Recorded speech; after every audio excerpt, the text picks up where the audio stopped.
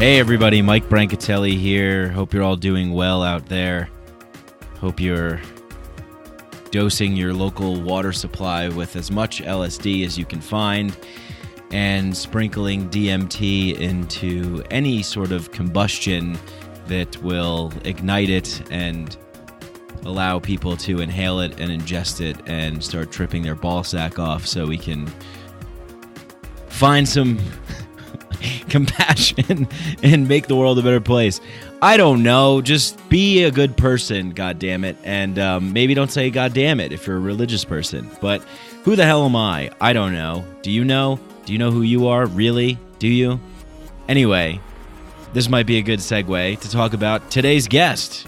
Today's guest is an awesome new friend of mine, Danny Mazur, who I just met recently moving to Denver. I got to say, it's been just an excellent, awesome experience moving to a new city and making new connections again. And after, what it seems like about a year or more of being sort of back and forth to Peru and living in the Amazon jungle and being suicidally depressed in isolation and all right, well, that was kind of sprinkled earlier in there. But anyway, it's been nice to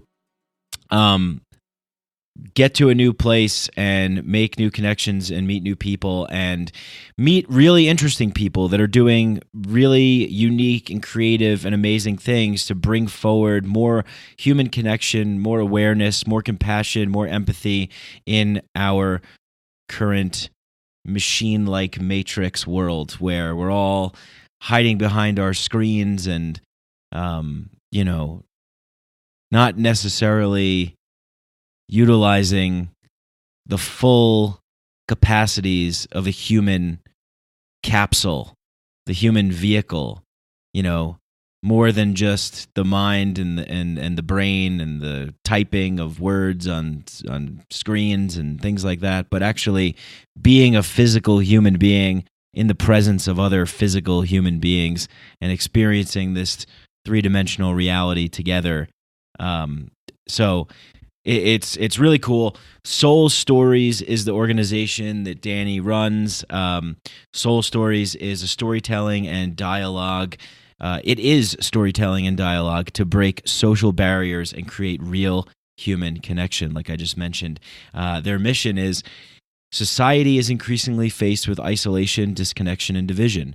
So join the Soul Stories movement. They host events and workshops that use storytelling and dialogue to humanize challenging topics, break down social barriers, and create real human connection.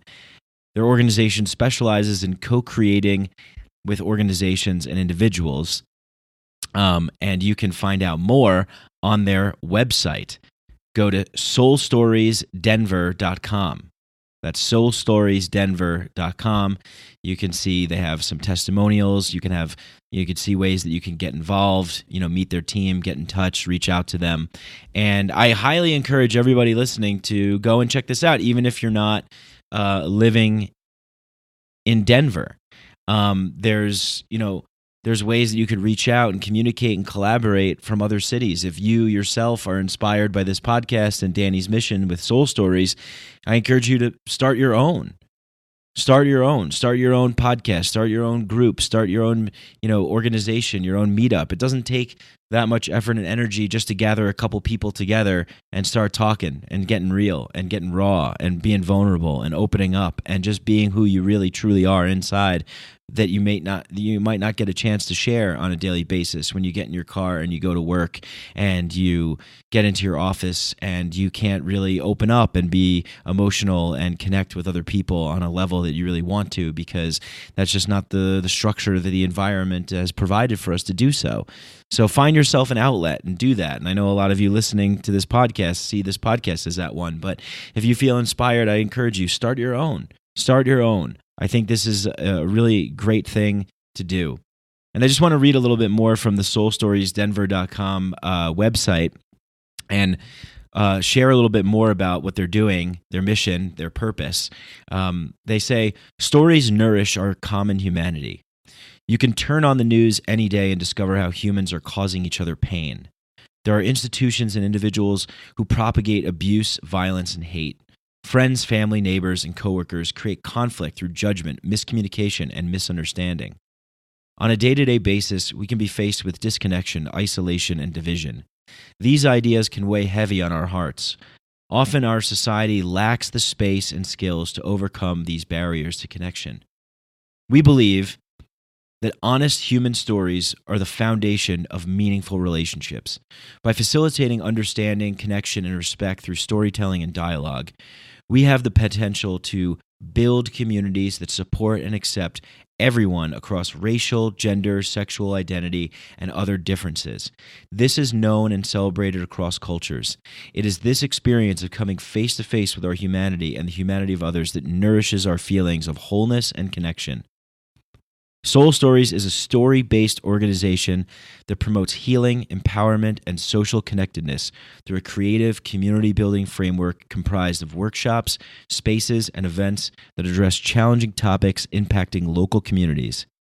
Soul Stories has hosted over 100 experimental events and workshops since 2014, tackling race, ethnicity, gender, shame, beliefs, fear, self-love, and others. Community members from various ethnicities, ages, and genders have told their stories with courage and vulnerability. Come and join the Soul Stories movement. Well, I just added that last part in, join the Soul Stories movement, because I feel that this is a very important thing to join or to start up of your own. And like I said, even if you're not here in Denver, find something like this and be a part of it. I can attest to the power of this.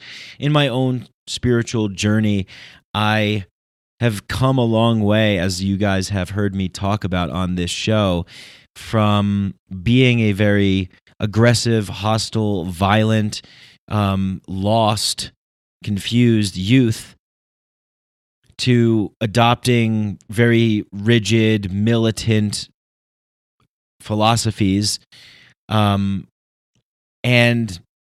then finding that there's more to that. You know, I grew up in a town where a lot of people were the same. And so if you were different, you were weird. And if you were weird, you were sort of ostracized. You were made fun of. And that sort of mentality, it's like designing a sort of cultural value system, or a sort of club mentality of like what is allowed and not allowed. And that could be tough on people who want to express themselves and they don't really have an outlet to do that. Like I said before, maybe you're stuck at a job where you can't do that, or maybe in your town like I was. And, over the years, and it's been a real learning experience to me. And the number one thing that has helped has been meeting people face to face and hearing their stories and sharing a connection with them on a real human level. It doesn't matter what you believe. It doesn't matter if you're an atheist, a Buddhist, a Muslim. It doesn't matter if you are white, if you're black, if you're purple, pink, yellow, green, whatever it is. It doesn't matter. At the end of the day, these packages that were sold to, these packages that are sold to us, these identity groups, these labels that are manufactured and produced in the mainstream agenda-setting media paradigm that's controlled by the power elites and their, to protect their interests and their agendas, and disseminated and propagated by people that it's sometimes hard to question those things when you see them everywhere, when they're so omnipotent and omnipresent, and they're just everywhere in your social circle, in your bubble, in your reality tunnel. It's hard to break through. How do you break through? How do you know that there's other options? Well, the easiest way, of course, psychedelics can help, but the easiest way is to just try and listen. Just listen to someone else, because we can judge people all day long, all we want, when they're these abstractions on a screen, on the news, on, some news story that we're sharing on Instagram or Twitter or something. some story that a relative tells you about some person, some group. These people are all like that. These others, they're not like us. They're different. I saw this interesting Instagram post the other day. Someone posted a picture they said, someone asked me about my views on race, and they posted a picture of 2 eggs, a brown egg and a white egg, and then the next picture was both of those eggs cracked in a pan. And I thought that was really cool. It was like, yeah, we're all the same on the inside, and everybody has their own story. And when you escape the matrix that's trying to dehumanize everybody and put everybody into numbers and statistics and abstractions and create this paradigm of fear, so everybody becomes fearful and is living in a constant state of ever-present fear to keep people in a certain frame of mind, controlled to a certain extent.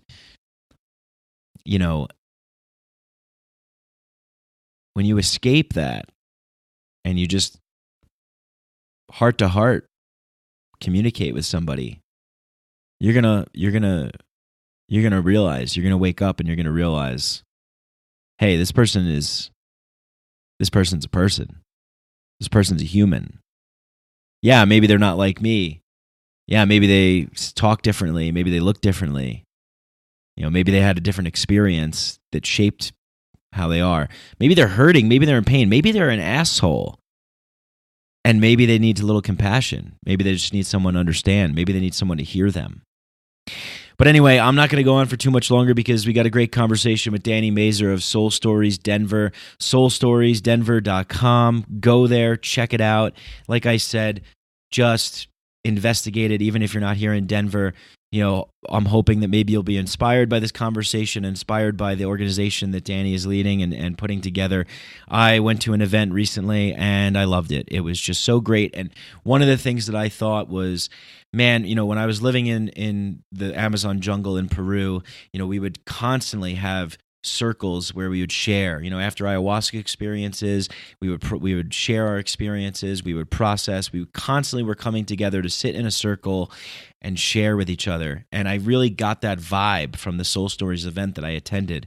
It was really, really nice. And they do all kinds of different ones, but this particular one was like that. And it really brought me back to that really, ancient tribal gathering setting, breaking this kind of mold of like how we should congregate together. Oh, go to a bar or get some drinks and then you could start talking. It's like, no, you could just come together. You could sit in a circle with all different kinds of people of all different ages, races, and genders and identities, and just share and just open up, and you can have a good time doing that too. So let's get into this conversation with Danny of Soul Stories. I think you guys are really going to like it. Danny's a great guy, new friend of mine. Looking forward to just hanging out with him more and doing more things with him and attending more Soul Stories events. Funny guy too, and we had a good time on the show. So follow them at Soul Stories Denver on Instagram. Go to their Facebook, Soul Stories. I'm not sure if it's Soul Stories Denver, but you know how to search and find things. You're an internet boy or girl. So living in the 22nd century. What century is it? Okay. Well, thank you so much. Hey, I love every single fucking one of you people, like so much that I want to just go to your houses and individually hug you for 1 minute and 30 seconds long and have a heart-to-heart hug with every single one of you badass motherfuckers who support this show and show me love and message me. And if you're new to the show, please, if you like it, go to Apple Podcasts, iTunes, Apple Podcasts, I guess they rebranded it as, but go to Apple Podcasts, iTunes, leave a 5-star rating and review. We have 137 5-star ratings and reviews, and it's just blowing my mind. I love reading the reviews too.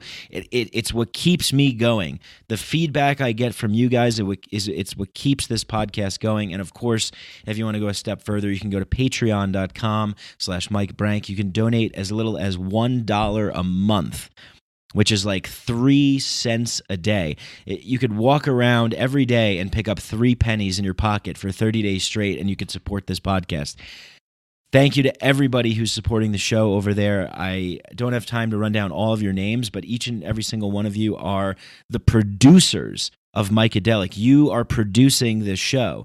And huge shout out to all the Patreon supporters who have accepted the invitation to the Micadelic Inner Sanctum WhatsApp chat group, where we share all kinds of lovely content and engaging stories 24/7, 365, inner access to my dementia. So thanks for that, guys. Two of our sponsors, Synchro, makes keto nutrition products and plant-based products. Go to besynchro.com and enter the code Micadelic to get 20% off ketogenic chocolate fudge and protein shakes and cool things like that, turmeric supplements. And if you like CBD, go to hempbombs.com and get their CBD gummies. They make all kinds of CBD stuff, but I really like the gummies. I think they're really great. And you just have to enter the code Mike15 at hempbombs.com and you get 15% off CBD. All right. What else? Well, I'm posting more on my Instagram page. I really haven't done anything with Instagram since I've joined it with my podcast, but I'm making an effort to release content on there. I'm releasing content on Instagram all the time now, twice, 3 times a day, something like that. I'm going to be consistently releasing content on Instagram. I'm really psyched for the stuff that I'm going to be releasing on Instagram, that I started releasing on Instagram. Video stuff, audio clips, quotes, posts, resources for books that I'm reading, music that I'm listening to. I really think you guys are really going to enjoy it a whole bunch. I know I'm having fun posting over there. So go ahead and follow me on Instagram. That's going to be my primary outlet. That's going to be an extension of this show. It's Micadelic_podcast. If you just search Micadelic podcast, it'll come up, but it's Micadelic_podcast. And check it out. I think you're really going to like it. Okay. Is there anything else that I need to say before we get into this conversation? I'm not sure, but I'm sure that I'll tell it to you guys on the next episode. So, all right. Soul Stories. Let's kick it. Psychedelics are illegal not because a loving government is concerned that you may jump out of a third-story window. Psychedelics are illegal because they dissolve opinion structures and culturally laid down models of behavior and information processing. They open you up to the possibility that everything you know is wrong. We don't need new laws that control our consciousness and rigidly place it in a prison. Cognitive liberty. The fact that as adults, if we're not hurting anybody else, we should have the right to explore the contours of our own consciousness without any mediation or legislation on the part of somebody else. Reject authority. Authority is a lie. Or is it perception? Information is power, but we have to seize the opportunity. The opportunity.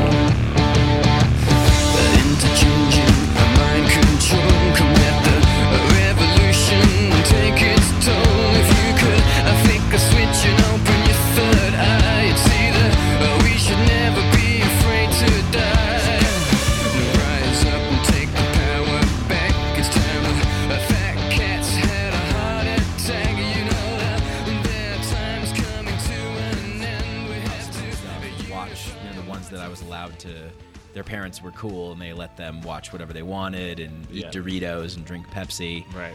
And that's the goal as a kid. Find those parents. Yeah. Find those kids that have like the toys and the video games and then just be friends with them. And they're like, you'll be able to go and play Mortal Kombat and watch watch Freddy Krueger and get scarred for life and have nightmares.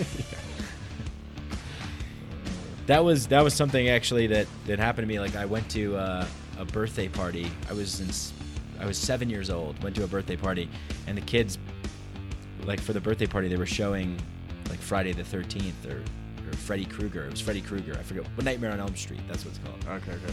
Freddy Krueger movie, and it's like one of the most violent, crazy, gruesome things.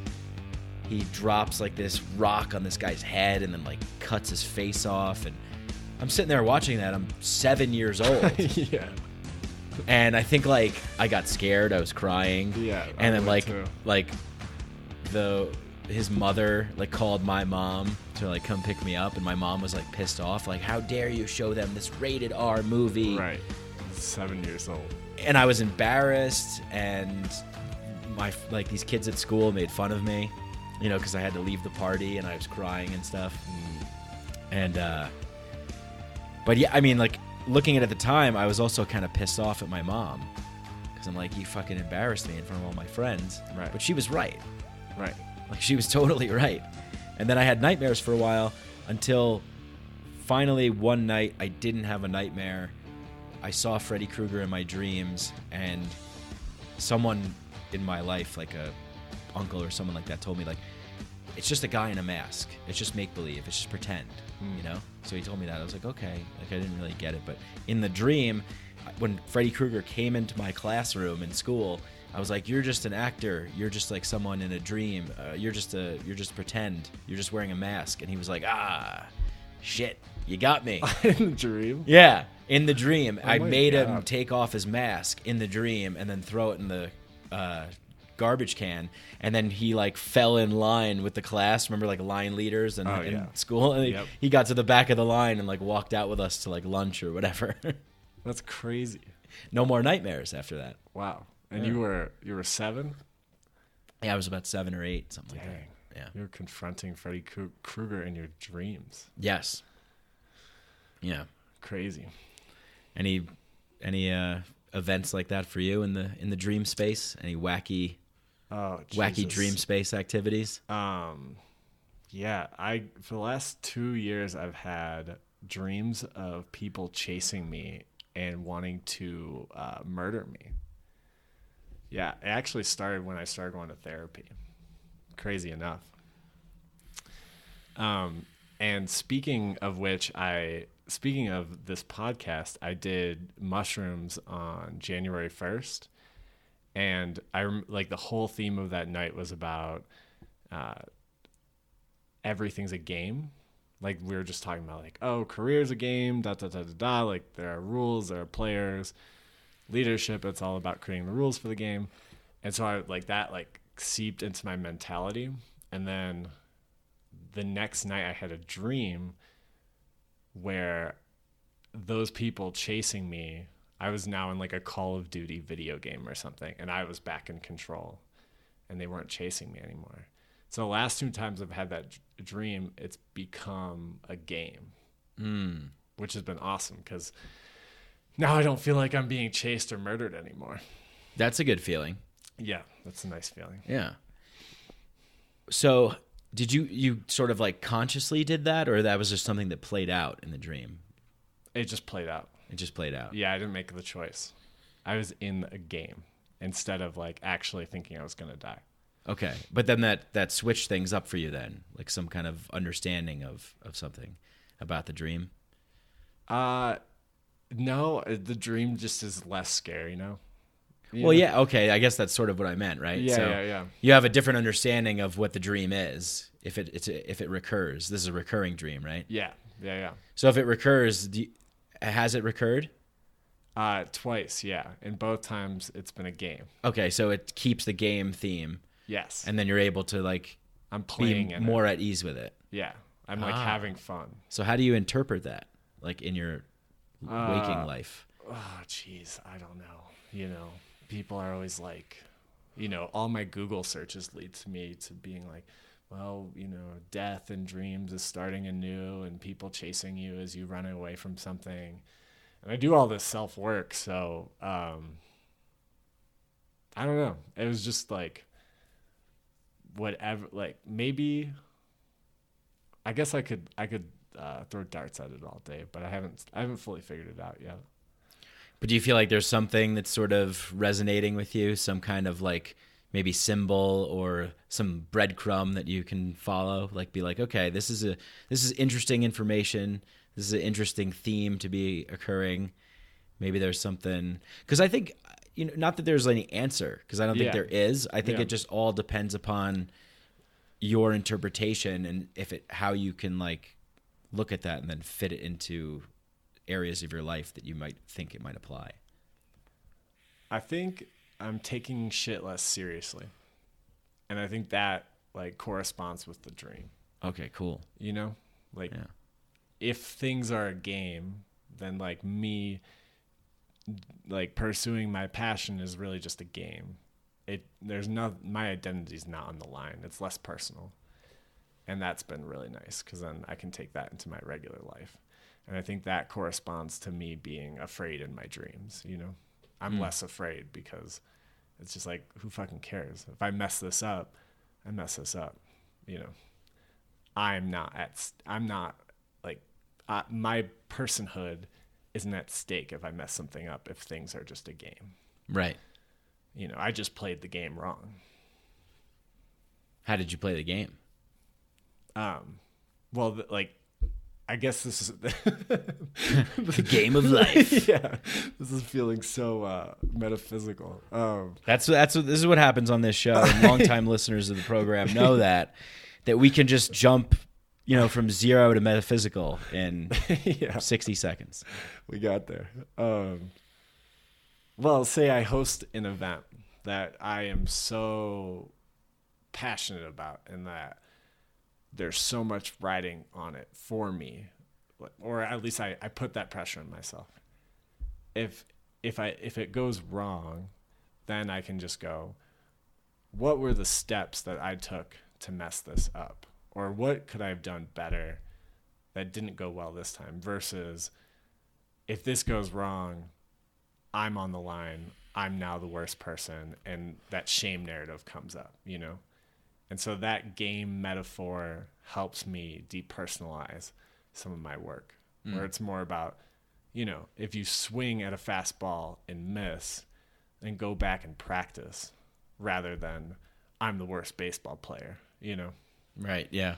I think that's I definitely relate to that. I think a lot of people can relate to that. I think that seems to be like the default almost, you know, for many people. You know, it's like, oh shit, I struck out in baseball. Like I'm terrible. I suck. I'm the worst. I don't deserve to be here. There's so many other people better than me. Right. Why do you think that is? Like, why do you think that that's like the default mode of thinking that occurs when people encounter resistance or challenges where there might be failure? Yeah, that's a really good question. My first thought was we like to think of ourselves as the center of the universe. And then my other thought was I think it's safer that way, because if you are the worst, then you don't have to take risks because you just aren't capable. Rather than if you're directly responsible for that action and there are ways to improve, then you can improve and you can put the effort in. Yeah. So it's really just about like accepting like some sort of responsibility then. Is that right? Yeah, I think there's probably different ways to interpret it, but maybe where I'm at right now is how I would interpret it. Yeah. Yeah, which could be that could be scary too, you know. Yeah. Yeah, I mean it's interesting. I just did a podcast with someone else and we were talking about the sort of like structural elements in our world that inherently make us born into being victims, you know, in a sense. You know, we don't necessarily have the choice to participate in society.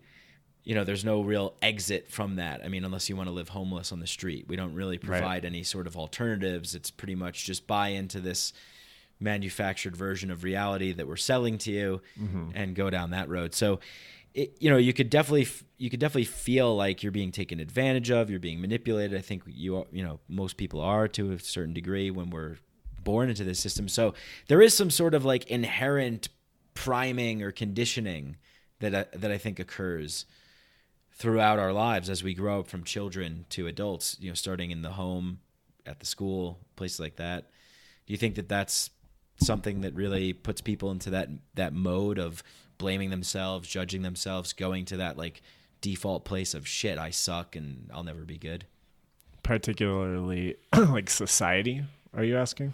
Yeah, just like from growing up as a child, you know, looking at like where, you know, the homes that we grow up in, the schools that we go to, and that journey from childhood to adulthood, that maybe somewhere along the way, it's like, you know, we're just absorbing this mode of judging ourselves, like from the environment that we're living in. Yeah. Yeah, that's so interesting. I have never, I thought a lot about victimhood in terms of personal responsibility, but I haven't thought about it too much in how society primes us with it. Yeah. Yeah, because I mean, no individual is like outside of a network, outside of a group, outside of a larger collective. There's no, what's that quote? No man's an island, you know? Yeah. And also the individuals make up the collective, you know? Right. So what's our incentive to create a society that that primes us to be victims? You know, what are we gaining from that? I guess I would ask. Do you have any answer to that? Oh, totally. I think it's, you know, limiting people's abilities and confidence in themselves to be more independent and less dependent on government, religions, corporations. You know, there's a level of sort of like dependence that I think is inculcated in people from a young age. You know, you go to school, you show up on time, you go to class, the bell rings, you move to the next one, you do your homework, you hand it in, and you're rewarded for obedience. And I think that people that don't comply with that and have their own thoughts, feelings, opinions about things are, you know, pose a threat to that sort of structure of power that operates off of obedience. Yeah, interesting. That makes a lot of sense. Because think about all the fast food restaurants and supermarkets and all of these places that have to have employees to function. And there's just hundreds of thousands of them everywhere.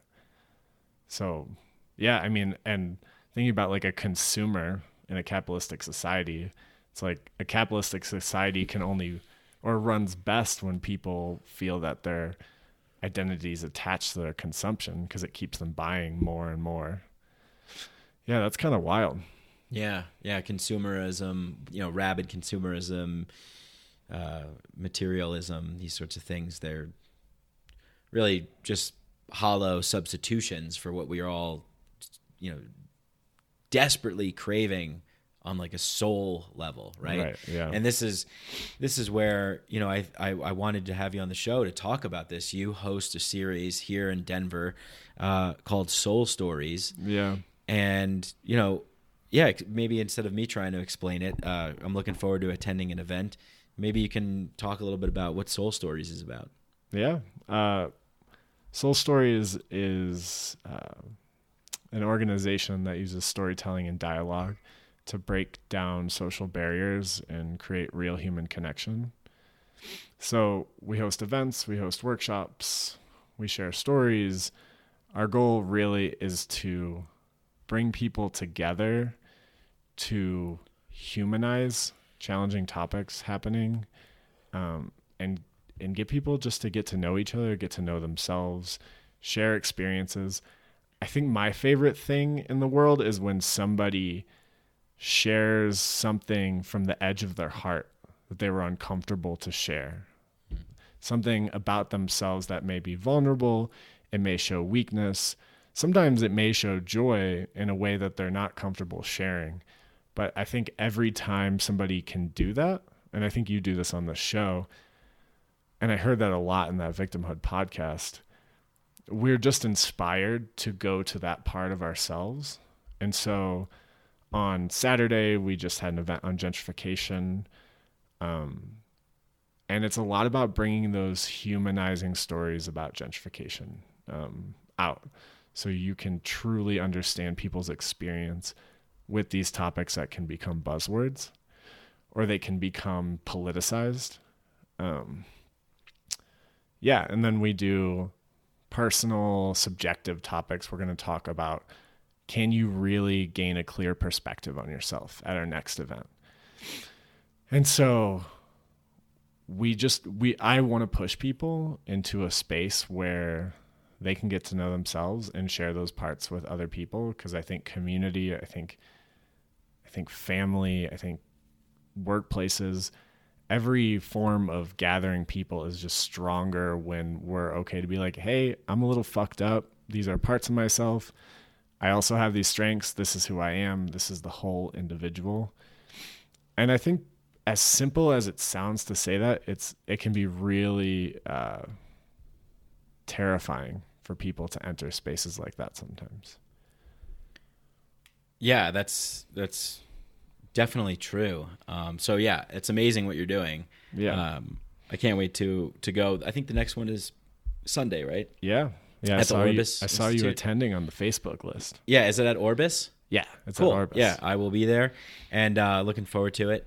And I just think this is huge, right? I mean, we're not talking about creating like a Reddit forum here for people to just chat and make comments. I mean, I don't know, maybe you have one too that goes Yeah. with it, but Soul Stories Reddit. That's our next project. but it's an actual place for people in real life to physically meet with each other and experience what that's like. Right. What's Right. it like to meet other human beings and open up and share personal details about yourself and things that make you feel uncomfortable or that you don't want to share, and what will happen? Right. What will happen then? Right. I think only good comes of that. I definitely do. And I just wrote something down because I just found it interesting. You said like the whole individual. Mm-hmm. Oh fuck, man. I mean,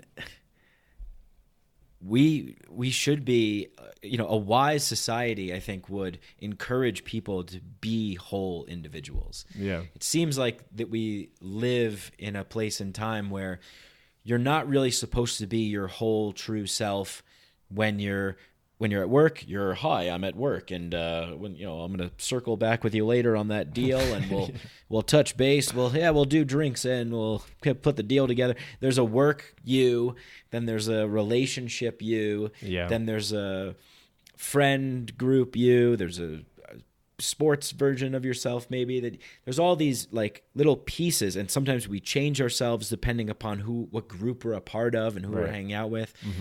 It seems like it's very rare that the whole individual is put forward. Yeah. And especially in like the mainstream media and a lot of places that you see sound bites, talking points, Right. little snippets, but not the whole depth of the picture, the whole emotional gamut of a person. Right. Yeah, we're not rewarded for that. We're not incentivized to do that. Right. Yeah. Yeah. So, I mean, what are some inspiring moments for you in your Soul Stories career? I mean, some times where you could think back and you could say like, wow, that was powerful or that was moving. Yeah. There is a community in Denver, Black Actors Guild, and they are an awesome group of individuals. And Bag. Yep. And they were one of the first groups that they didn't invite us into community, but one of my first events in public outside of my basement was at a space they were also using. And so we became close with them in some way. One of my good friends, Quinn, is a part of that, and Ryan and John, and, great people. But they lost a couple members of them, of Black Actors Guild, founding members. They died for various reasons. And one of the first inspiring moments at Soul Stories, I remember the facilitation was called Spirit of Life. And it was about what does it take to bring that like energy, that spirit of life that we all want to exemplify when we're out and about. What does it take to get there? And like spontaneously, one of the members had just died, and a friend of mine at that space who was really close with him just became very emotional, and it became like a processing space for that person's death, and to have that moment to where people felt they could trust that space with strangers to just talk about something that was deeply impacting them and deeply impacting the Denver community just really it felt important. It felt important, and it felt like I want to keep doing this. And then another really amazing moment, we host this event called Liminal with Stained Arts, and it's a stories on stage model for people to tell stories that create a cognitive dissonance, that may help challenge someone's perspective, and to create that challenging, intimate, and like vulnerable environment. And one of our storytellers, Andrew Jaffe, a friend of my old roommate Sloan's, was battling cancer, and Sloan came up to me and was like, "Hey, this guy Jaffe has always wanted to tell a story on stage. He's fighting cancer. He's a great dude, teacher. Would you like have him on?" And we met him. Amazing writer and storyteller. And he tells this story about all he wants to do is get back on the rock climbing wall. And he talks about living a life where he's fighting cancer and feeling like he's moving in between the dream world. He mentioned something like, "I can only tell that I'm awake because I look in the mirror and I don't have hair, because when I'm dreaming, often I do have hair." And that he was in this state of just really struggling through this. And so he tells this story on stage at the Mercury Cafe, and it's all about like, I want to get back on the rock climbing wall. A week later, he goes rock climbing with one of our other storytellers, which blew my fucking mind that he was able to do that. And then he like started beating cancer, and he basically was I don't know the details of this fight, but got so far in this fight, and then it just reoccurred way stronger. And I remember going to his going away party, where he knew he was going to die. And I remember receiving a lot of love from his family, being like, "Thank you so much for hosting that event." And then he passed away just, I think, in August or September of 2018. And that was really, really special, and showed me the power of storytelling, and showed me the power of people being willing to share their truth. So those are two of many moments that really resonate in my heart. Yeah. Wow. Very. Yeah, I was really, picturing that as you were talking about it, and felt like the emotional gravity of these events, and just leads me to think about, the first story that you mentioned with the Black Actors Guild, like the event of crying and opening up and just letting it go, and having the space to do that is such a wonderful thing, because number one, a lot of men aren't really told that it's okay to cry. In fact, we're told the opposite. Yeah. So it's not okay to cry. Yeah. And you gotta keep it in, and real men don't cry, these sorts of things. And we're supposed to sort of sever off one of our emotional limbs. Yeah. And still identify as being a whole human being. It's like there's Right. something really missing there. Yeah. So just having that opportunity to do that, and it being okay and embraced and accepted, and allowing it to run its course. Mm-hmm. How many times have you seen someone crying, maybe in public or at an office or something like that, and or whatever the situation is, it's always, okay, don't worry, come on now, get it out, Right. hurry this up and back. get it over with and get better. Yeah. We need to be productive again, or We whatever. need to be productive again. You're not afforded the luxury of having a down day, having a bad, needing a cry, needing some kind of emotional support. So wonderful that's a space where that's happening and that's being encouraged. And then the other thing I was thinking about the story that you told about the cancer, the guy who had cancer and passed away, was, here's somebody who's sharing their experience and coming together with everyone. And you told that and you hear that story, and it warms your heart, to think about this person fighting and struggling and getting to do the thing that he loved to do before he passed on, and connecting with people. at the same time, it's like, for some reason, when human beings are confronted with this, with death, that all of a sudden it's like our hearts can open up a little bit more, right? It seems like, or someone's sick, if someone's suffering, oh, okay, like we're going to be a little bit more compassionate because somebody is ill and they're struggling, and we can be a little bit more compassionate.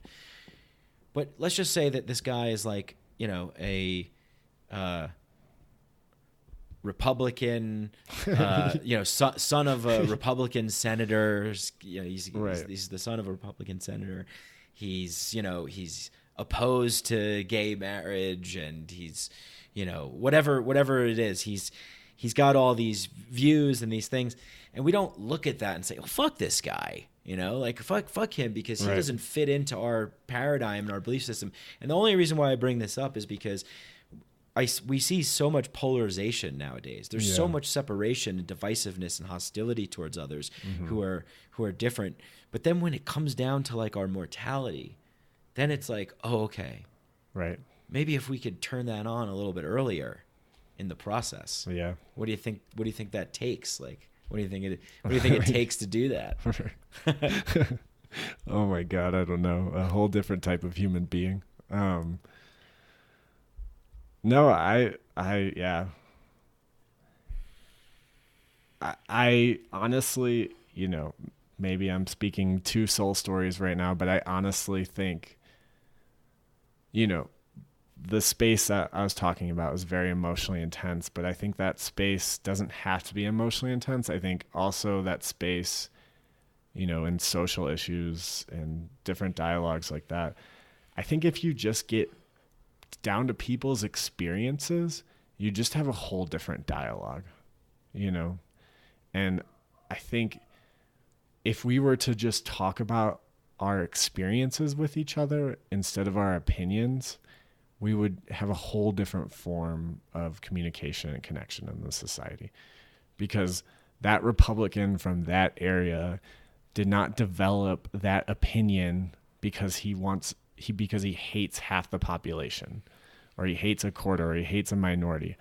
I am sure there are people who are actively hateful, but a lot of people just develop these opinions because of where they grew up, who they were surrounded by, or how their mind or perspective reacted into these environments. But I mean, back to your point, when we hear about a Republican, we immediately associate it with hating gays or racism, and it's immediately a threat to our perspective. And when people are threatened, they lash out. And when somebody's dying, you're in a position of power. I mean, you're safe. No one's threatening you. You can caretake for that person because you're not going to be threatened in its own way. Yeah. I mean, that's how I take it. Yeah, I know. I hear you, and I like that. I mean, we're all dying. Yeah, we have. I mean, yeah, we're all on death row. Right. It's just we don't know when. Yeah, I know. We don't know. We don't have the luxury of knowing when. Yeah. Yeah. So, yeah, and I just think that events like what you're doing with Soul Stories and the liminal events, and I think this is a step in the right direction, because I think the most important thing about it is literally bringing people together to just have an opportunity to see that, like, okay, yeah, we're all human beings. Yeah. Like, we're all right. Like, this is. Oh, I forgot. Yeah. Yeah. Yeah. I remember, like, Ronald Reagan, I think, said in some UN speech in the 80s, he was like, he said something about, like, he referred to an alien invasion. He's like, I tend to think that, if the Earth was attacked by artificial or extraterrestrial intelligence, that we would be forced to come together, And he said this to the United Nations, and then you see that actually in the movie Independence Day, like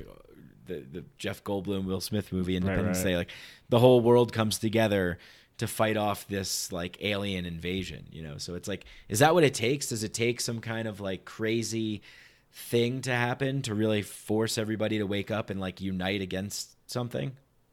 I bet it would. I bet it would Probably. work. Yeah. That sounds like a great So idea. let's call the aliens now. Yeah, Tell them where, to come. We need their where have help. they been? We've been making movies about them forever. That'd be awesome if they showed up and they were like looking at the movies and they're just like, you guys got it all wrong, man. Like, this is all wrong. What, are you crazy? This isn't tentacles. What is this? Yeah. No. They just look like us, or something. Yeah, it's possible. Who knows? Right. But yeah, I mean, and just this, I think I brought this up on the podcast once before, but I just think it's such a powerful story. It's, and I forget the guy's name or whatever, but it's a black guy he went to, Ku Klux Klan members and befriended them, at bars and places like that, and just started talking. Are you talking about the movie Black Klansman? No. I mean, that is a different narrative, but it's similar. Yeah, no, I actually didn't see that movie, but Great movie. Okay, I'm gonna watch that tonight. Yeah. But no, there's a true story about a guy who basically convinced like 220 Klan members to disrobe. The jazz singer. Maybe. It's on a podcast, right? I'm not sure. I saw an article about it. He took down the head of the Maryland KKK through befriending him. Yeah. Yeah, it's an amazing story. So it's like I'm just pulling it up over here. Yeah, black man has convinced 200 racists to abandon the KKK by making friends with them despite their prejudiced views. So he single-handedly caused more than 200 white racists to leave the Ku Klux Klan simply by befriending them. Daryl Davis, 58, blues musician and author, traveled all over the U.S. since the early 1980s, actively seeking out and befriending members of the openly racist organization. So I just think this is just such a wonderful example of how coming together with somebody and sharing your human experiences with them, I mean, opens you up. Yeah. Right? Yeah, totally. And just a shout out to that. I think the podcast is called Love and Radio, and the episode's The Silver Dollar. Oh, okay, cool. And he has an episode where he talks about his method for doing it and how he became friends with them and how he still argued with them and how he changed their minds. And it's one of the most mind-blowing examples of connecting to the other side, like you said. Yeah. So let's go back a little bit. Let's just talk about what brought you to this? Yeah. What's your story, man? Yeah, what's my story? In 2013, my mom overdosed on painkillers and survived. Oh, shit. Yeah, crazy.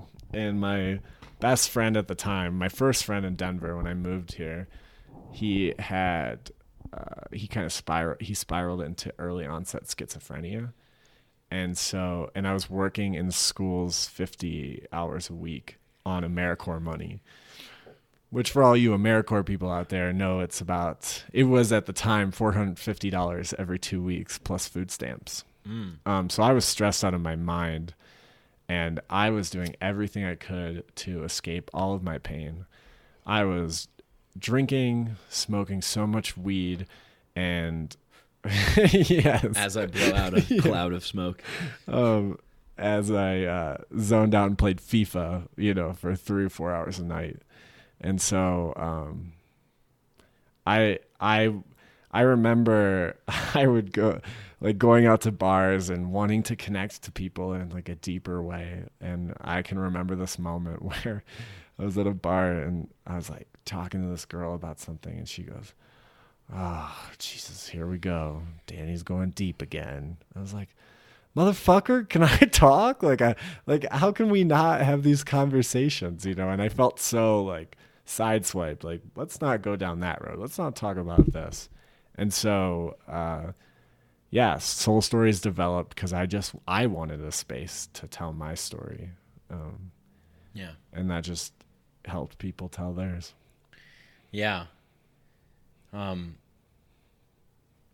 So just thinking about, what you shared, I mean, with your mother overdosing and then surviving, I mean, what kind of, I guess, part of the zoning out, playing FIFA. I mean, do you think that was a way to sort of cope with that? Was there like that was Yeah, totally. Yeah. I mean, then again, that seems to be sort of like a very common, default way that we cope with pain, right? Yeah. Is just to kind of cover it up, zone out, distract. Totally. Yeah.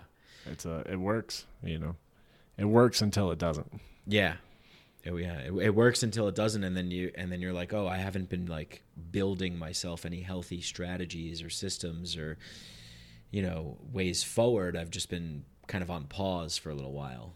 Yeah, right? totally. You kind of just pause. You eject yourself out of the game or something like that. Yeah. Wait until mom calls dinner and you have to pause the game and you go up and you're like, all right, I'll just be up here for a little while. But And I bet talking to that girl at the bar, and I've been in that position too, and I'm sure a lot of listeners have been in that position where you want to talk about something deep, and you want to, it reminds me of this Timothy Leary quote where he's saying, find the others, because you go through your day and you say club catchphrases like, hey, how's the weather? And like, oh, how was the sports game? And he's like, but really, he's like, you're yearning inside to say like, why are we here? And what does this all mean? And he's like, there's other people out there that are feeling that way too. Find them. Yeah. Find the others.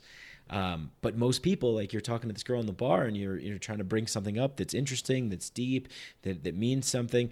And she's like, oh, here we go. This is, talk here that I don't have the time to handle because maybe that person's in a little bit of pain and this is their distraction. Yeah. And to talk about these things brings up things that cause them trauma, pain, or memories, or bad associations, or bad feelings, or when people say like, "Oh, don't be so negative," or bad vibes or something. Yeah, you're quoting my dad. Stay focused on the positive. Yeah, Dan, why do you need to think? Why do you overthink things? Just stay focused on the positive. Right. So. Yeah, as if it's like a choice, really. Right. Yeah.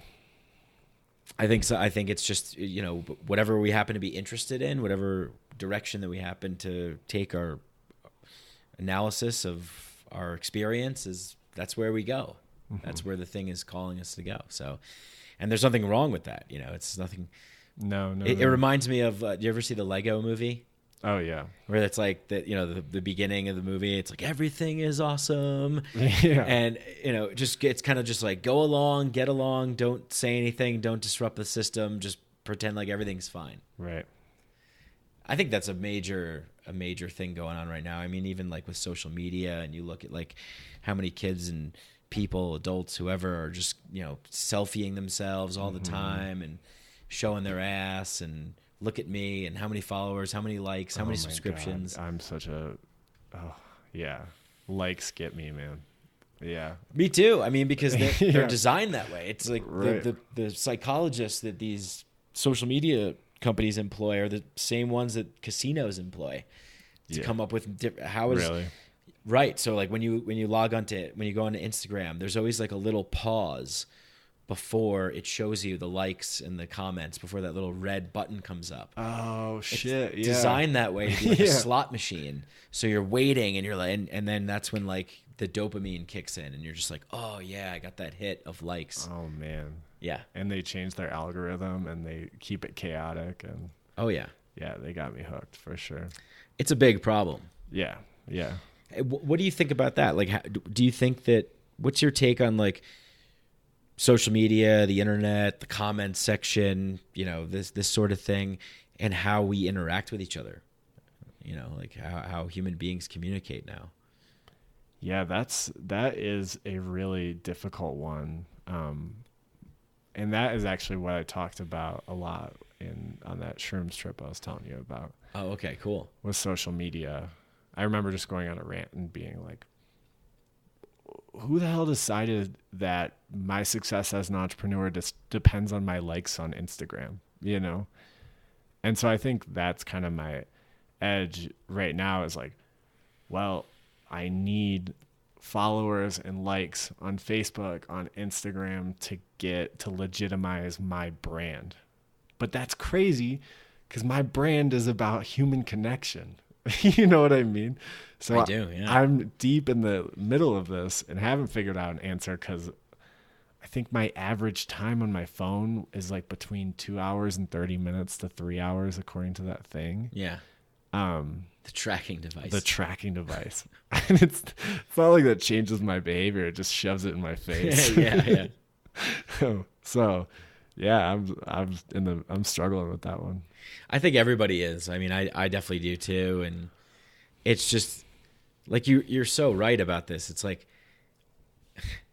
if we were living in sort of, ancient hunter-gatherer tribal times when you're living in a community of people, maybe no bigger than 150 people or something like that. Right. Yeah. It's like that's like the rule of thumb. Yeah. And once a week you gather around the fire. Whoever wants to attend attends, and you tell stories and people share. That's your space. That's your thing. You did that. You were supposed to do that. Yeah, and you had an impact on the people who were there, and they had an impact on you, and you're able to get along better in your life and enjoy things more. And there's a difference nowadays where we feel this pressure to monetize everything for a global audience, right? Yeah. Which is insane. I know. I mean, it's literally insane. I know. Yeah. And I, when I talk to people about this who say I want to start my own podcast or I want to start my own thing or whatever, and they're, I don't know how many people are going to listen or whatever. If you get 10 people to listen, if you get 5 people to listen, that's 5 people. Yeah. They're people. Yeah, they are. But because everything is so abstract because it's on a screen and it's numbers. Numbered. Yeah. And we're comparing ourselves.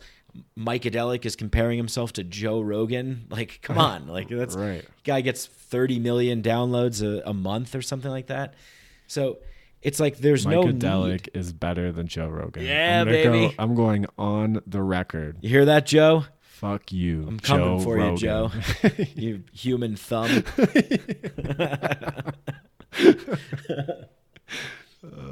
Yeah, that's it's entirely possible.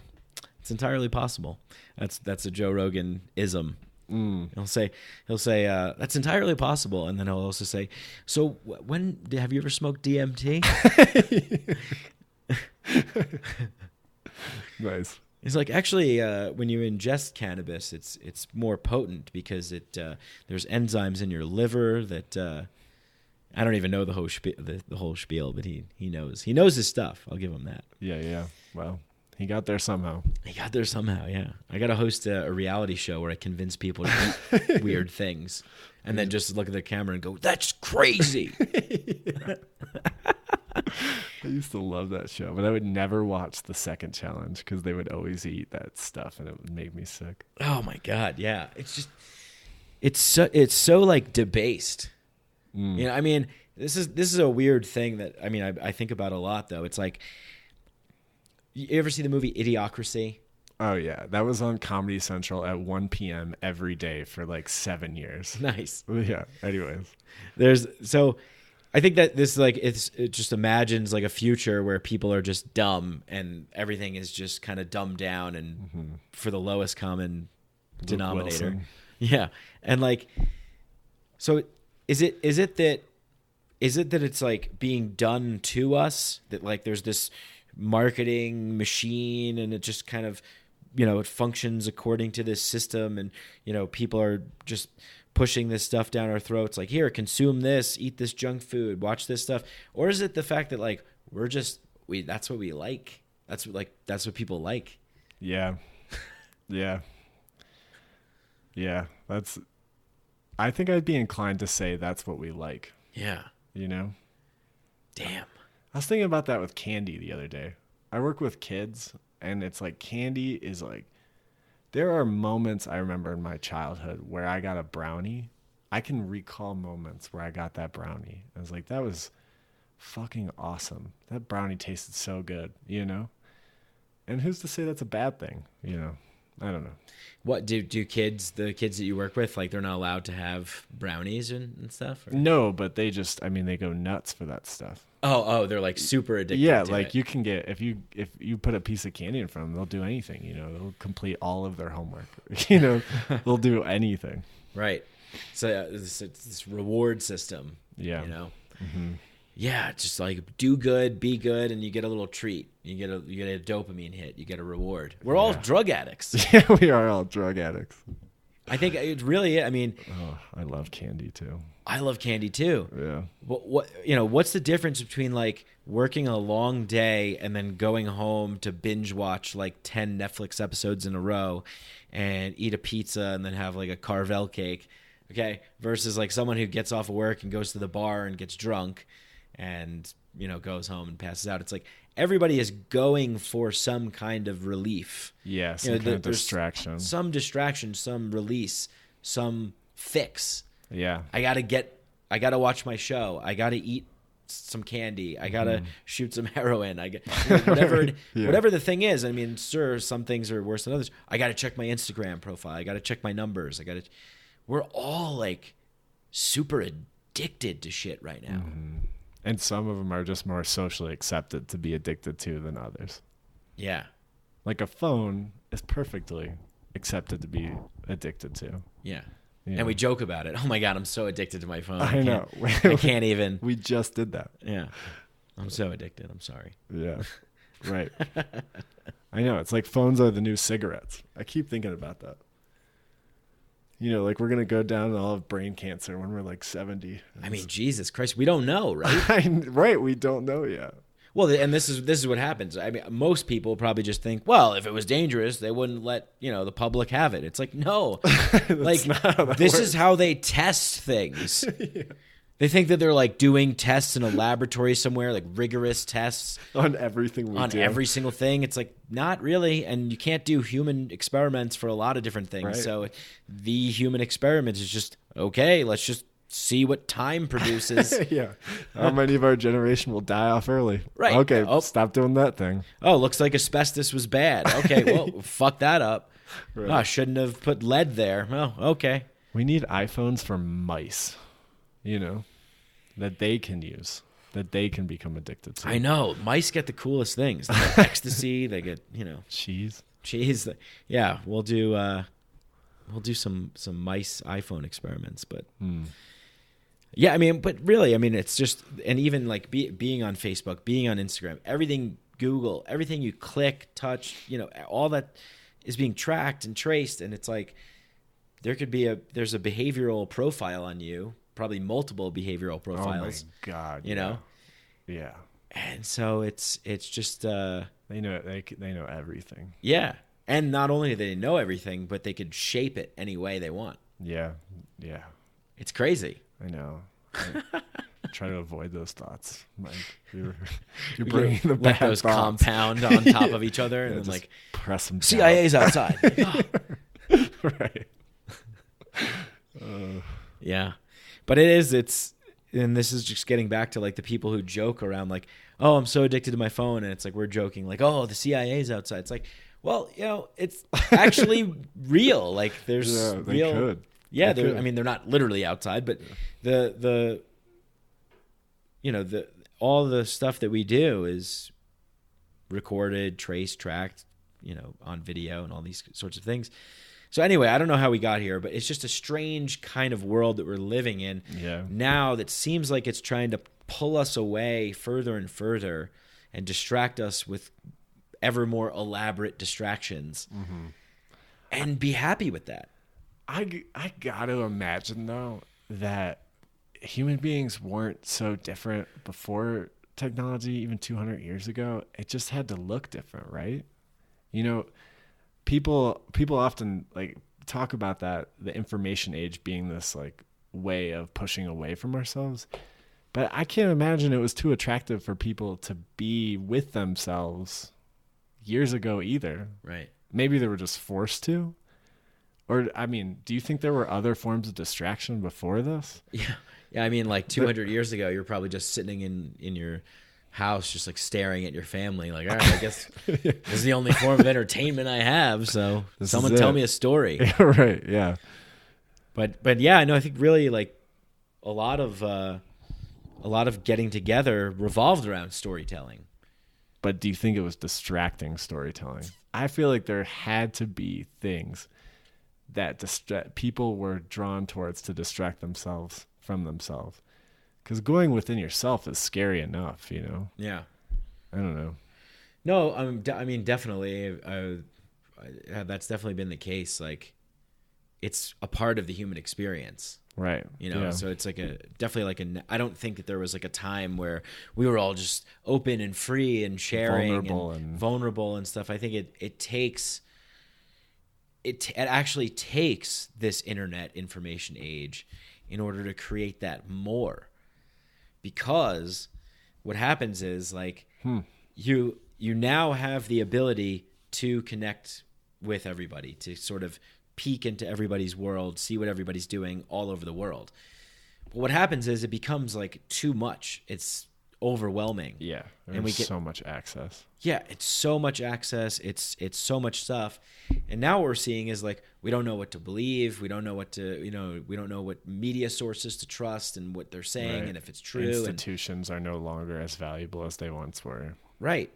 So more and more people are actually, I think, looking for alternatives to get back to some kind of like deeper meaning. It's not the majority of people for sure, but it is happening. Yeah. And I think it's happening more because we're able to see that happening with other people and connect with other people through the internet that has made the world a smaller place. But then it's about actually getting out to those events. So it's kind of like utilizing this thing that also has the capacity to like suck us in and destroy us, but leveraging it in such a way that enables action within the community and action, in the physical realm. Yeah. Yeah. Nice. Bring it back to positives on that too. Yeah. Both sides, double-edged swords everywhere. I mean, that's what maybe, that's what I think. I just think it's really dangerous to just get totally sucked in to that world, Oh my God. Yeah. I hate Instagram. I'm going on the record and just saying I hate Instagram. I like Facebook a lot, but I just hate Instagram. Yeah. What do you hate about it? I just can't figure it out. I don't get it. Well, it's like all people want to see are inspiring quotes, beautiful pictures of nature and traveling and stuff, attractive people. Right. And probably some other stuff, memes. Yeah. A lot of memes. Some people are great at that. Some people can get shit across so quickly. I think I'm just a long form guy. But does it last? Does it have any lasting impact? Here's a question that I want to pose to you. Yeah. I'll find myself on Instagram a lot, and I'm looking at. I'm scrolling through, and I see like a nice quote from the Buddha or something. Yeah.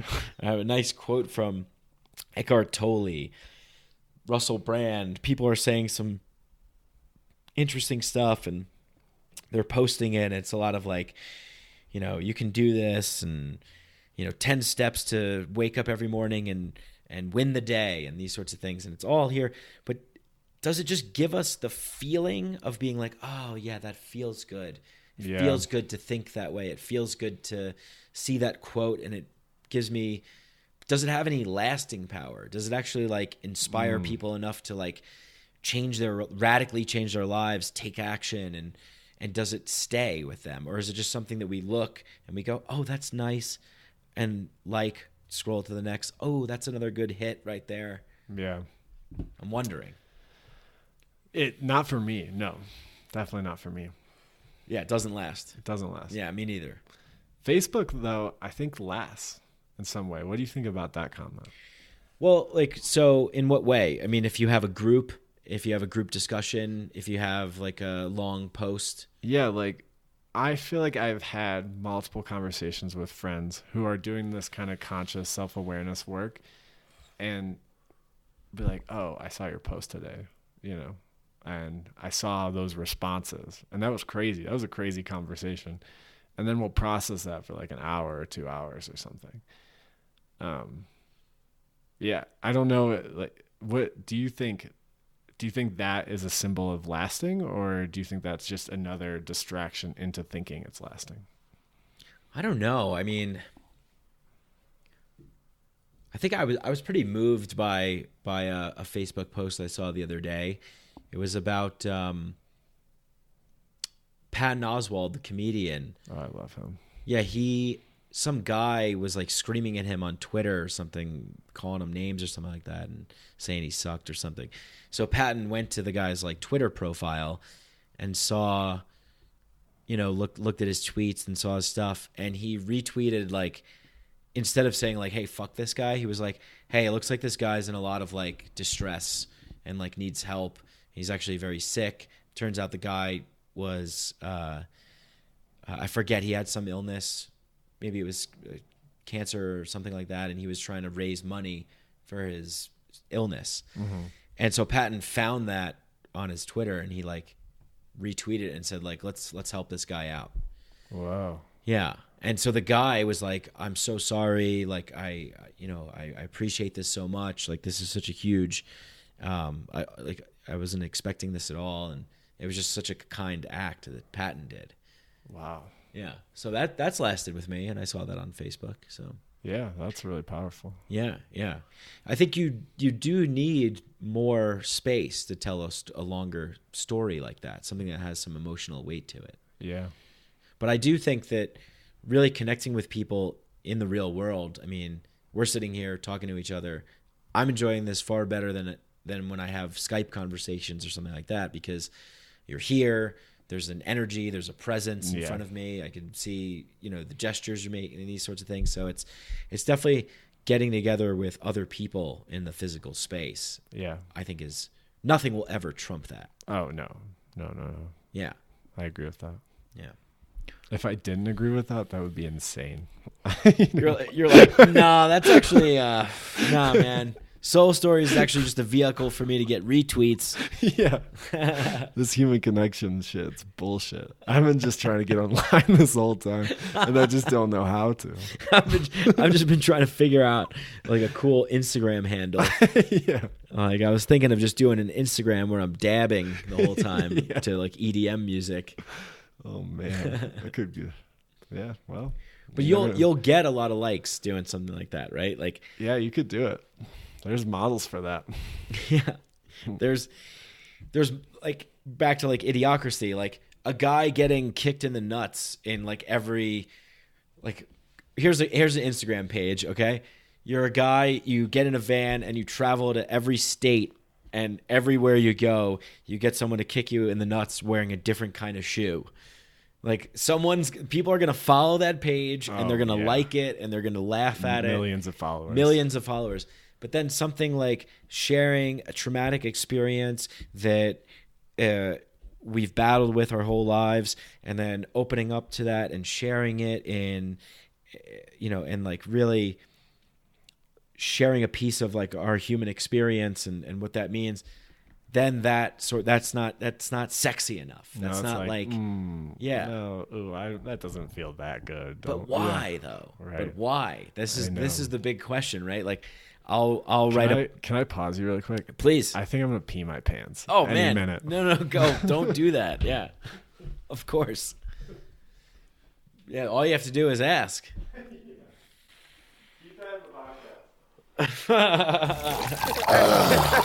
serious, nigga. What y'all niggas got to Hey, baby, get some bubble gum in this motherfucker. Right, baby, get some of y'all. Study long, study wrong, nigga.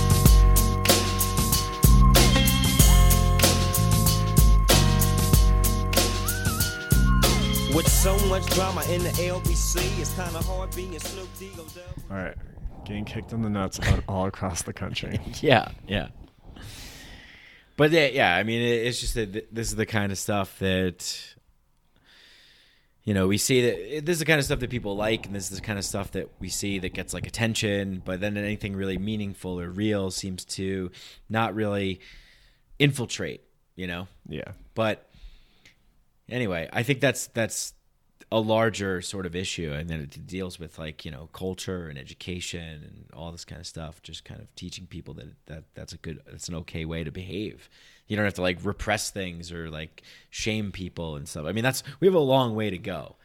Yeah. we have a long way to go. Yeah, we so do. like, yeah, I mean, I want to ask you, like, what do you see when you look out at like the current landscape of things, and doing soul stories and the kind of work that you're doing, and that sort of stuff, and how that fits in, and yeah, I mean, just like, I guess your outlook on things too.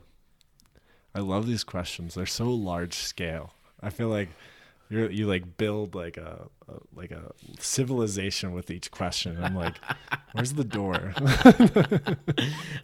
I'm only interested in these these massive things, and a lot of times I ask people this stuff. I remember I had a guy on the show, and he's like, "Oh, I'm not really qualified to answer that." It's like, that's the whole point. Like, let's explore. Yeah.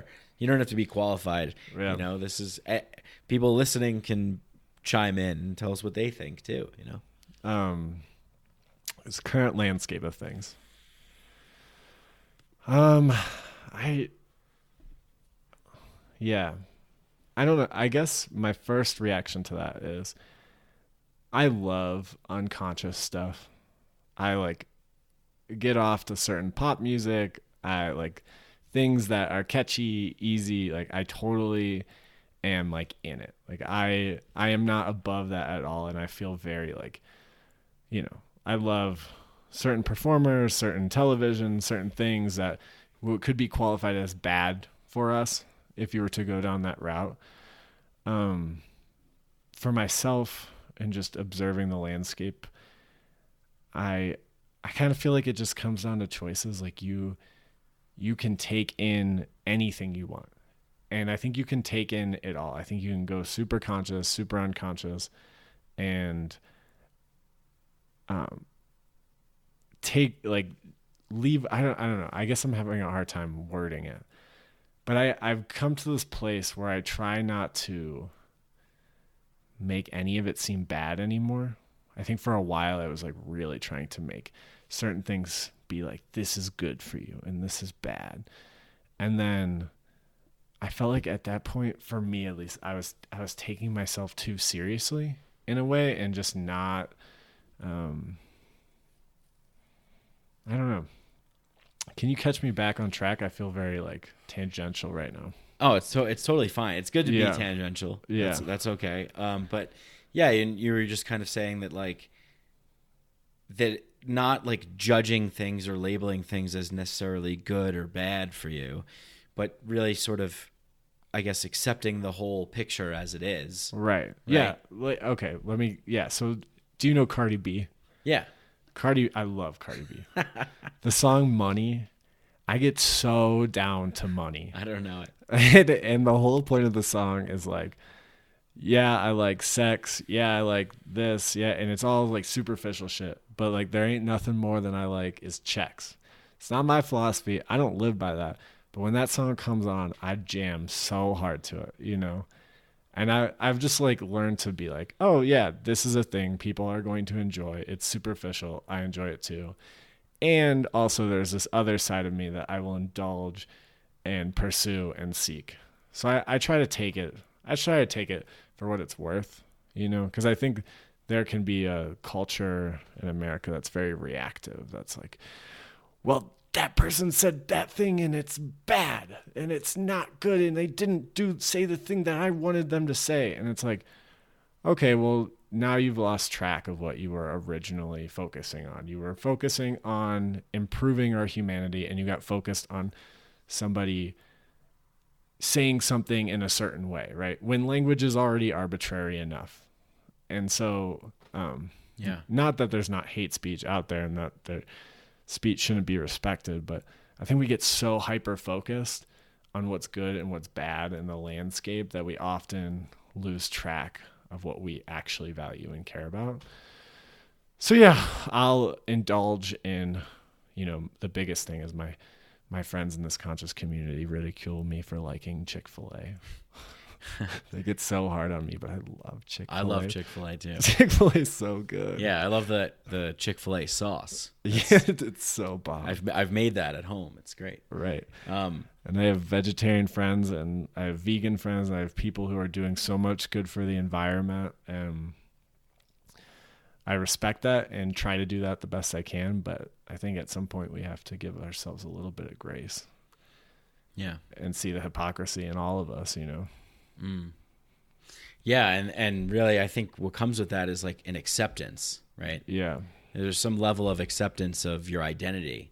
And like, just because you happen to enjoy a certain kind of music or a certain kind of food doesn't mean that that's like, now we're going to put you in that group. Right. You're that person now, and Right. you represent everything that we don't like about those people. Right. Exactly. Yeah. Like you're now, you like the song Money. Is that all you care about? Right. Not that anybody I think would act. That's an actual example of any real person. But it would be fun to meet that person. Well, I mean, I think that someone could make that assumption. I certainly do. I think we all do. And I think, Malcolm Gladwell talked about this in his book, Blink, or with the judgments that we make, this like biological impulse to sort of detect danger or discern looking at our environment and saying like, okay, there's so many points of data here. Which one should I focus on? Which one should I pay attention to? Because you can't pay attention to all of them. You'll start foaming at the mouth and rolling your eyes and going crazy. Right, exactly. I know. Yeah. I mean, God bless the monks and the Buddhas in the world who spend all their time meditating, but that's not what I want, Right. And even in like the spiritual conscious community, there's this judgment as well. Like, oh, you're not focused and you're not meditating enough. You're not in tune enough with you're not aligned enough. You need to do more of that. You're not good enough. You're not there yet. Right. Yeah. And then we become, because I've been there too, we become the very people we're judging, though, like now we've created this whole, now we're just ascribing to an identity rather than to an integrity of something and a recognition and an acceptance, Yeah. And so I think it's easy. I think it's just, it's all complicated, Yeah. And I think I think that would be a large message I would like to drive home is things are much more complicated than people give it credit for. Yeah. Yeah. So in stuff like you do and stuff like we're doing on this podcast, like I think we're having a nuanced discussion. Yeah. Yeah. Because we realize that that we could talk about these big things and we could say, yeah, maybe it's this way or maybe it's this way, or let's look at it in different ways. Let's take different put different glasses on to see it in different ways, and that doesn't necessarily exist in the sort of mainstream media, social media, soundbite post world. No, not so much. No, it's pretty black and white. You're either a Democrat or a Republican. You're either, hero or villain. Yeah, you're either a hero or a villain. Yeah. You're either a racist or you're not, and that's it. There's no gray space. Questioning of the in between. Yeah, the gray space, the ability to say like, yes, I happen to be, very deep thinking, well-read person, but I also like a Cardi B song. Yeah. And this is like, this is just the example that you would put forward, but it's like, and I think a lot of people, I remember struggling with this sort of thing when I was growing up, and just being like, well, if I dress this way, that means that I'm this kind of person. Right. If I listen to this, I'm this kind of person. And we see that happen too in adults. It's like what kind of car you buy and suit you buy, and Well, even what kind of music do you listen to? What kind of movies do you like? I mean, people can make everything about themselves, and they can make everything an identity. Yeah. So I guess you probably feel a little bit calmer, like not having to, like I definitely do, because I relate to what you were saying. It's just like, like I accept like who I am and I enjoy what I enjoy, and that's it. Yeah. There's no like stress or pressure to be like, oh, like I shouldn't like that song, or I shouldn't like this food and feel guilt and shame. It's just like acceptance of the whole, acceptance of the messiness that is the reality that we live in. Right. Yeah. It's way calmer. It's nice, Yeah. Feels good. I think what helps me too with that is just, I don't know, people out there listening, and I'm sure you've experienced this too, where you look up to somebody and you're like, oh my God, they're doing life the way I want to do it. And then you get to know them deeper and deeper. And then you go, oh, what? why are they doing that thing? You know? And I think we all have that thing in us. Yeah. That's like a little fucked up, that we have a hard time controlling, an impulse, a reaction, a blind spot. Like we all have these like weaknesses and vulnerabilities. And it's like that person who is vegan, who is doing an amazing thing for the environment, I can almost guarantee is disrupting human consciousness in a negative way in some other aspect of their life.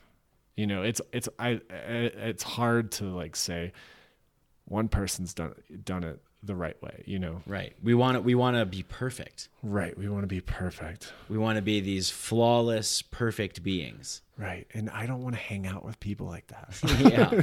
I want no part of that. Yeah. You know? Because you know that's a lie. Right. I know that's a lie. And I know that part of myself that wants that for myself. And it doesn't, Yeah.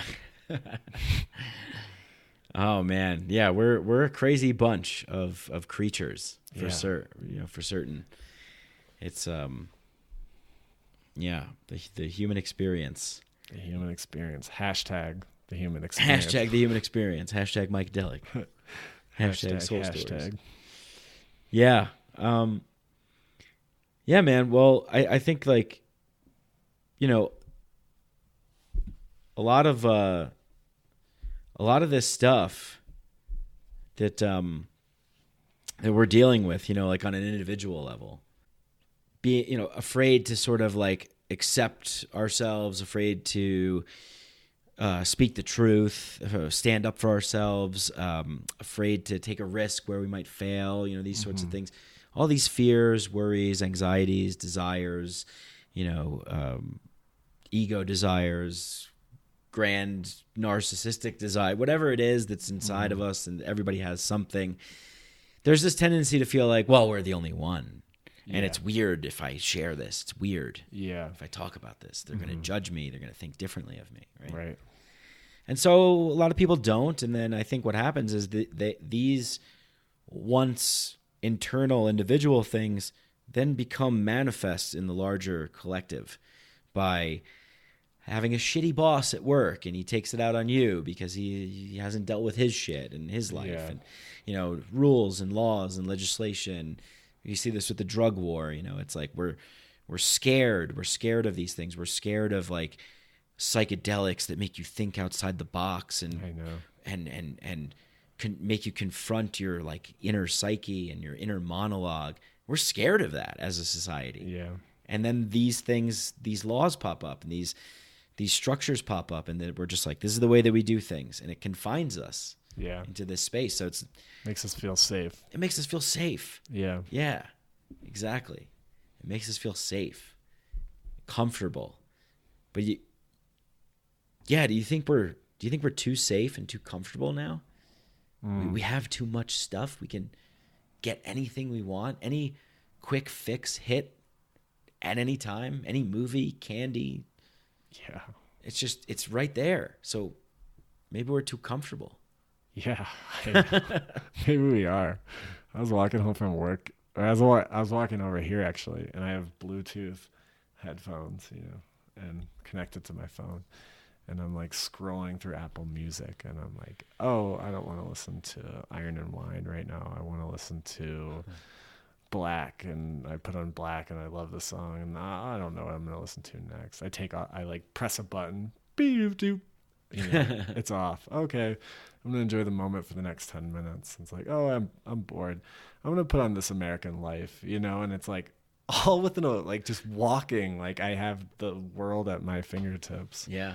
And yeah, I mean, I have a high tolerance for consumption at this point, you know, like to be able to have all of that media in my hand at one point and then getting rid of that. I don't know how that would affect me. I mean, I know I could make it through it, but you know, the more we get, our tolerance for it just gets, oh, we got all that. Okay. Now what's more? Okay. What's more, you know? So I get it on the level of comfort when millionaires, people who are making $50 million a year are like pissed off at Democrats proposing tax cuts on them. So like, what the fuck? I have $50 million. Like, what am I going to do if I lose that $50 million? You know, because it's not even like, it's just they're adjusted to it. That's their life now. Yeah, every level up in the game comes, you know, you're playing the game, you've acquired, you know, you've played for so many hours and you've done so many missions that you've got so many points, and now you can buy the shield and the sword and the armor and the boots and the, you know, cufflinks and all that kind of stuff. And cufflinks, that's not what I meant to say. That's for like a tuxedo. Gauntlets or whatever. That's a different video game. Yeah, I don't know. I'm thinking of like Skyrim, the last video game that I played. Skyrim. So you're leveling up and you're getting all this stuff. So you don't want to go back to the beginning when you're just like some naked prisoner. Right. Yeah. No one wants to be a naked prisoner for sure. Right. So we definitely feel like we've done something, we've been somewhere, we've acquired something, and we can't possibly go back. If I have 25 swords on my belt, if I lose one, I won't be the man that I was, you know, anymore. It's over. And it's proof that it's just not satisfying, because once you have it, and it's just like, it doesn't like feel that great. You just have it, so you just don't want to lose it, you know? Yeah. Rather than actually appreciating it. Right. Yeah. The appreciation. It's not there. The gratitude's not there. Right, because if you had gratitude, why would you need to make $50 million a year? I don't know. I mean, well, there is some. Maybe that's judgmental. Maybe that's a little rough on 50 millionaires, but yeah, there's a lot of 50 millionaires that listen to this show, so I hope you guys aren't offended. Yeah. By the way, you can send your millions into patreon.com/Mike Brank /Soul Stories Denver. Yeah. But yeah, there is some kind of sickness, I think, that comes with like Steve Jobs. I mean, brilliant guy, you know, all this kind of stuff, invented cool things, but like a psychopath.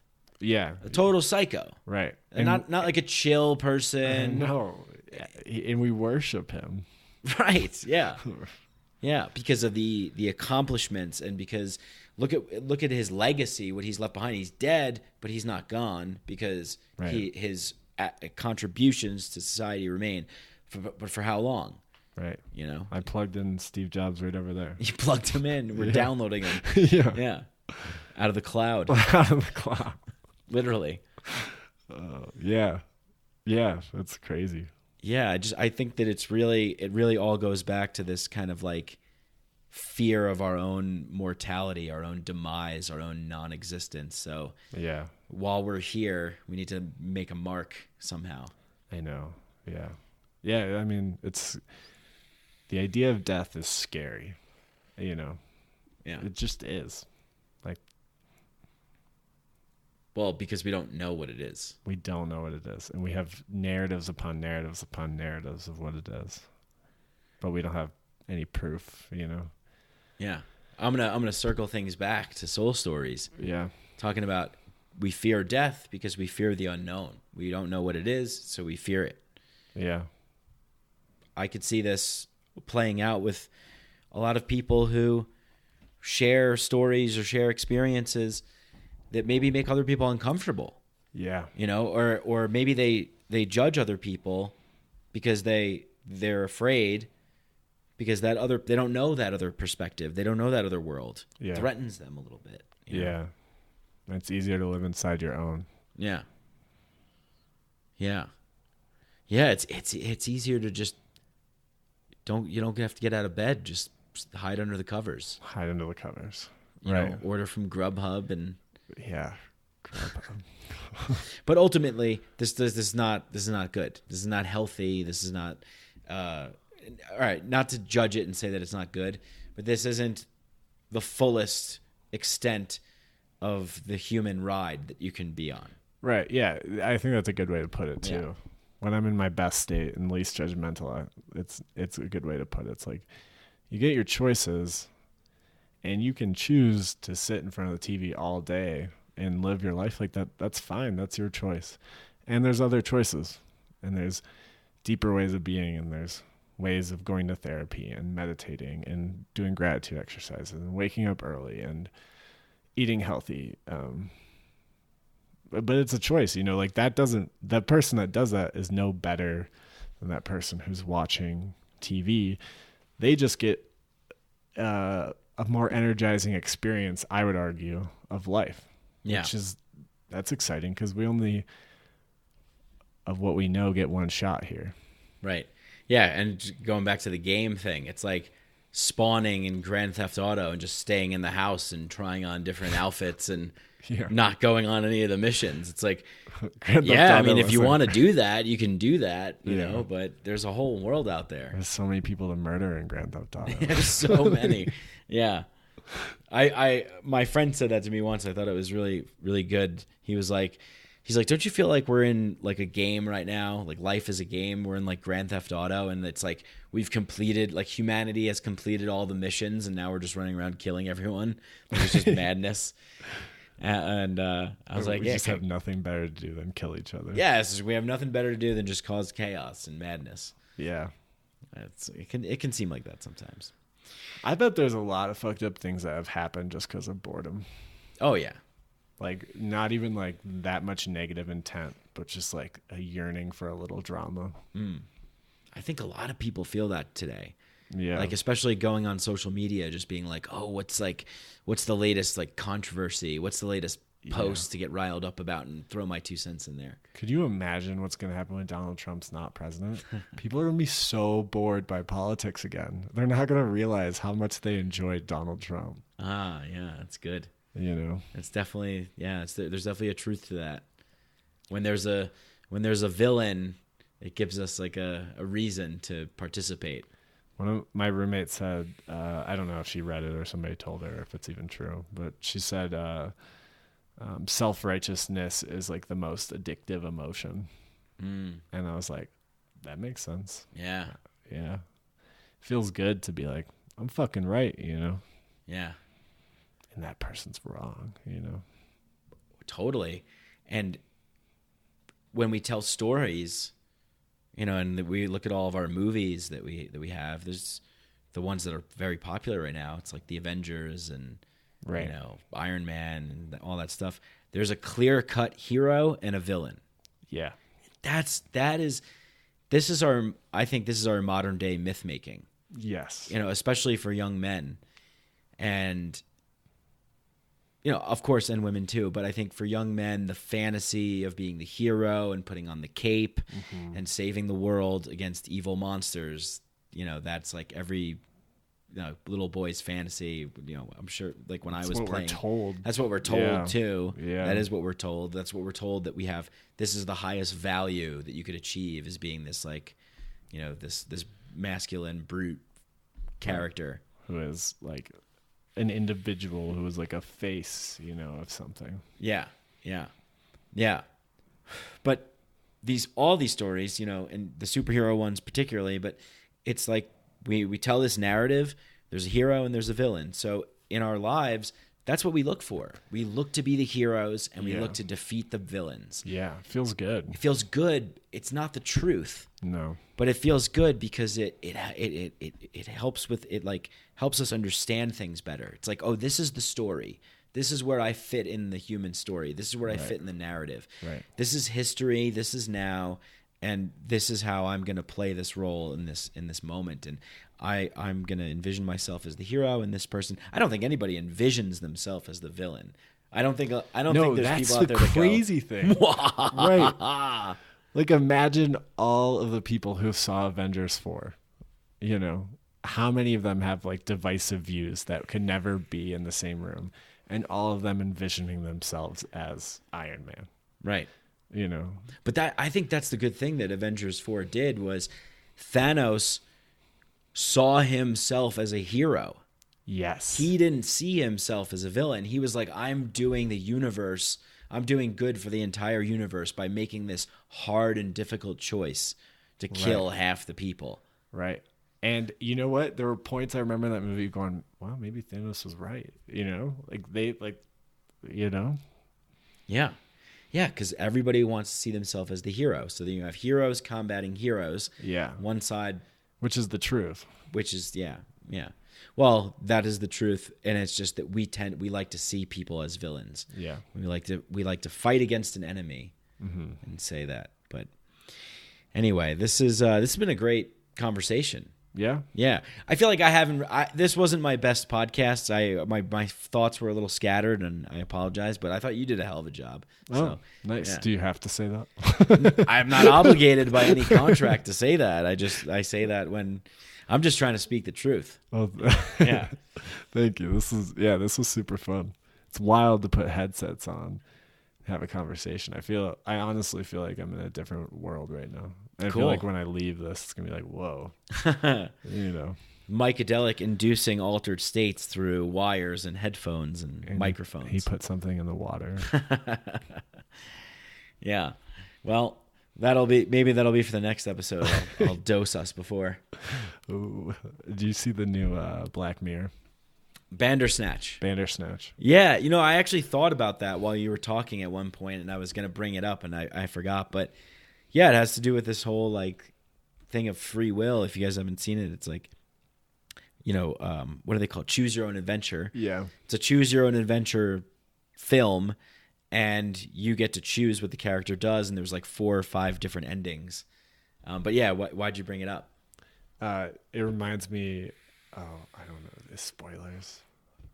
Should we just say spoiler alert? Spoiler alert. You've been warned. Spoiler alert. When if you choose to take acid from him, or if you don't choose to take acid from him, if you don't choose, he puts it in your drink. Oh yeah.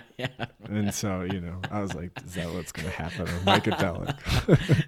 I love that scene. They drop acid and then the guy starts laying it down. He's like, they government spies on you. They watch our stuff. They put poison in our foods. Like he's just like going through this whole thing, shattering the grand illusion. If you jump, you jump, or I jump. Yeah, that was crazy. That was crazy. Mm-hmm. Honestly, it wasn't my favorite Black Mirror. No, me neither. But it's lasted with me as long as my favorite ones. Maybe it's because the level of participation. Yeah, that might be it. It wasn't as like easy or like enjoyable, but I feel like I've taken lessons from it in some ways. Yeah, because you had to actively participate. Anything else, you just sit there and you just watch it. Yeah, and it just plays out. Yeah, I thought it was cool. Yeah, definitely not one of my favorites, but definitely a very, very cool thing. Yeah, to try. But yeah, so anyway, I think just tell the people where they can find you and follow you, and if you're here in Denver, attend one of Danny's events. Yeah. Yep. Soulstoriesdenver.com. At soulstoriesdenver Instagram. Like my photos. Like his photos, or he'll kill himself. Facebook.com/soulsandstories. Give you the full picture too. We have events that are very vulnerable and personally subjective oriented, like very internally searching. And then we have social issue events where we focus on humanizing a social issue through people's experiences and stories. And that's less emotional, but it's more about humanizing things that impact. So we have topics coming on consent. We have topics coming up on our bodies in relationship to our bodies. We'll have a podcast coming. Hopefully Mycadelic will help me make it. Yeah. And yeah, we have a lot of shit coming up, youth programs and such. So yeah, I love it. Come or don't come, it'll still keep happening. It's my passion. It's everything I like to do. I spend many, many hours in it. So yeah. Yeah, I just think it's such a great thing. And, like I myself have experienced like massive shifts and changes just by experiencing another person's human journey and them sharing that with me and me sharing that with them. And, at the end of the day, it's like we are all, man, am I really going to end the podcast by saying we are all one? Yeah. We are all connected. We realize that all these stupid things that we argue with each other about, or these labels, or these groups that we put people in, these judgments that we make, doesn't really fucking matter when you're just sitting around somebody and you're talking with them and they're sharing and they're open and you're asking questions and you're having a dialogue. And you realize, hey, it's just me living a different life. Man, it's such a good reminder. It's just a constant muscle we have to constantly build. Yeah. our whole life. That's it. That's the reminder, folks. And hope you That's enjoyed this episode. Thanks again to Danny for being on Soul Stories. Check him out. And always remember, fuck you, Joe Rogan. Mycadelic is better than you. To infinity and beyond. Awesome. Oh, I always want to say fuck you. Hey, I hope you guys enjoyed that conversation as much as I did. Hope you guys like these podcasts and enjoy them. And if you do, please spread the podcast, share it, tell a neighbor, tell a coworker, tell a friend, tell a cat, tell a mouse, tell a dog, tell an ant, tell a firefly, tell whoever you tell. Share it, spread it, like it, all that good stuff. If you really love the show, you want to go a step further, you really want to help us out, leave a 5-star rating and review on Apple Podcasts, and go to patreon.com/Mike Brank, and patreon.com/Mike Brank, and you can donate as little as $1 a month, $2 a month, whatever you want. Help support the show that way as well. But remember, I love you guys no matter what you do. I just love that you tune in and you enjoy these podcasts. Message me. I like hearing feedback. Get in touch with me on Instagram, Mycadelic Podcast, Mike Brank on Facebook as well. And thanks to our sponsors, Synchro and Hemp Bombs. If you want a discount on ketogenic and plant-based nutrition products, go to Synchro and type in the code Mycadelic at checkout to get 20% off. And they have amazing ketogenic chocolate fudge called Keto Mana that I have all the time because it has like no sugar and carbs in it. So it's great. And it's delicious. And if you want CBD, go to hempbombs.com and get 15% off all your CBD needs, I guess. And just enter the code Mike15 at checkout. But thank you once again to everybody. Thanks to Danny Barnett and Galaxia for the music, the intro and the outro. I love you all. Peace.